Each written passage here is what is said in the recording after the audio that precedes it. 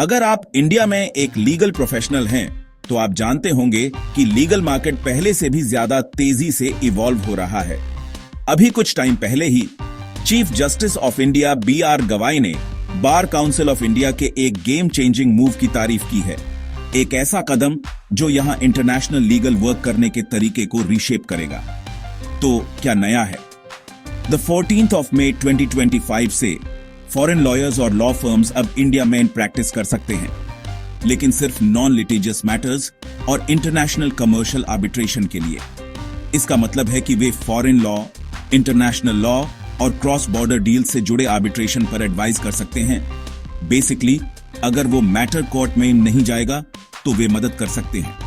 लेकिन, और ये इंपॉर्टेंट है, फॉरेन लॉयर्स हमारे कोर्ट्स में कदम नहीं रख सकते या डोमेस्टिक लिटिगेशन डील नहीं कर सकते। इसका आइडिया ये है कि एक्सपर्टीज का वेलकम किया जाए, लेकिन इंडियन लॉयर्स के अपॉर्चुनिटीज और राइट्स को कॉम्प्रोमाइज किए बिना। CJI गवाई ने यह क्लियर कर दिया है। ये मूव इंडियन लीगल प्रोफेशनल्स को प्रोटेक्ट करता है, साथ ही इंटरनेशनल आर्बिट्रेशन के लिए इंडिया की प्रोफाइल को भी बूस्ट करता है। ये क्यों मैटर करता है? इंडिया कमर्शियल आर्बिट्रेशन के लिए एक ग्लोबल हब बनना चाहता है। हमारे पास पहले से ही Delhi international arbitration centre, Mumbai centre for international arbitration, Hyderabad का IAMCH और नानी पालखीवाला सेंटर जैसे टॉप सेंटर्स हैं। प्लस गवर्नमेंट ने 2019 माइन दिल्ली माइन इंडिया इंटरनेशनल आर्बिट्रेशन सेंटर भी सेटअप किया था। CJI गवाई ने कहा कि यह डिसीजन हमारे सिस्टम में ग्लोबल बेस्ट प्रैक्टिसेस लाएगा। इसका मतलब है हायर स्टैंडर्ड्स, ज्यादा एफिशिएंसी और इंडियन आर्बिट्रेशन में ज्यादा ट्रस्ट।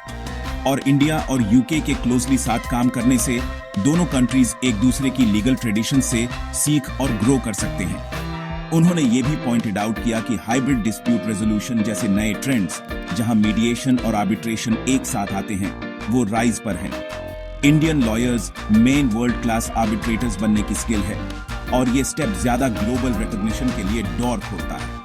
तो इन शॉर्ट, फॉरेन एक्सपर्टीज का वेलकम है, इंडियन राइट्स प्रोटेक्टेड हैं और इंटरनेशनल आर्बिट्रेशन पावर हाउस बनने की इंडिया की जर्नी स्पीड पकड़ रही है। स्टे ट्यून्ड, क्योंकि इंडिया में लॉ का फ्यूचर अभी थोड़ा और ग्लोबल हो गया है।